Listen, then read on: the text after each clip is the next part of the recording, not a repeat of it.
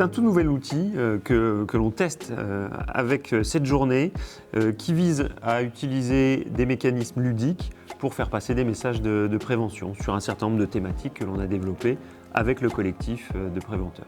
L'objectif de ce petit jeu, c'est des petites animations d'une dizaine de minutes qui, par de la manipulation, par de l'utilisation d'informations sur les équipements de protection individuelle, qui vont permettre aux joueurs de répondre à un certain nombre de questions en un temps imparti. Alors, en fonction des différentes thématiques, vous avez des messages clés. Sur l'information, c'est de favoriser la lecture des étiquettes pour que les personnes soient capables de retrouver au bon endroit les informations qui leur sont utiles. Depuis 2017, l'ensemble des étiquettes de produits phyto sont homogènes, quelles que soient les marques de produits. Les agriculteurs peuvent trouver au même endroit les informations qu'ils cherchent et donc on teste justement cette capacité à trouver les informations. Par exemple, on est dans le module information. Parmi ces usages, lequel n'est pas autorisé sur le produit Pointer Ultra SX. Donc là, l'objectif, c'est que les gens découvrent le tableau des usages qui révèle l'ensemble des usages qui sont autorisés. Et donc, on regarde blé tendre, orge de printemps, avoine, etc. Et on regarde les différents usages autorisés.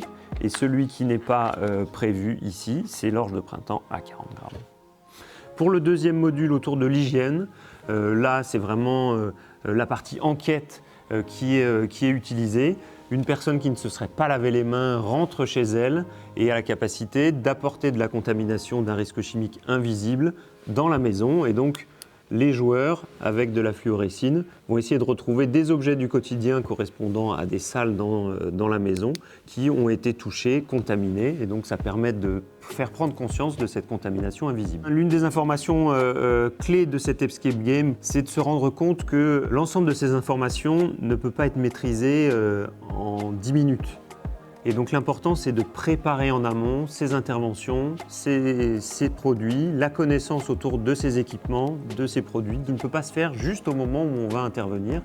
Comme c'est un moment de contamination risquée avec des produits qui ne sont pas dilués, il faut vraiment être capable d'être concentré sur ce que l'on fait. Donc vraiment, le message, c'est maîtriser son information en amont pour être le plus préparé possible. Alors, les erreurs, elles étaient souvent des erreurs d'inattention. Et vous le voyez, une étiquette de produit phyto, c'est quand même quelque chose qui n'est pas simple, d'assez dense. Et donc vraiment savoir quelles sont les informations au bon endroit pour pouvoir justement trouver la bonne information et pas se tromper d'une ligne, ce qui peut se faire effectivement par inadvertance.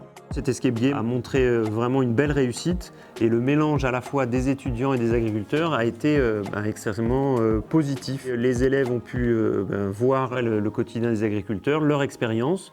Eux-mêmes ont pu, grâce aux élèves, retrouver plus rapidement quelques informations un peu plus précises. Et donc ça a été vraiment une belle équipe par groupe de 5, de 6. Ils ont vraiment pu profiter des avantages des uns et des autres.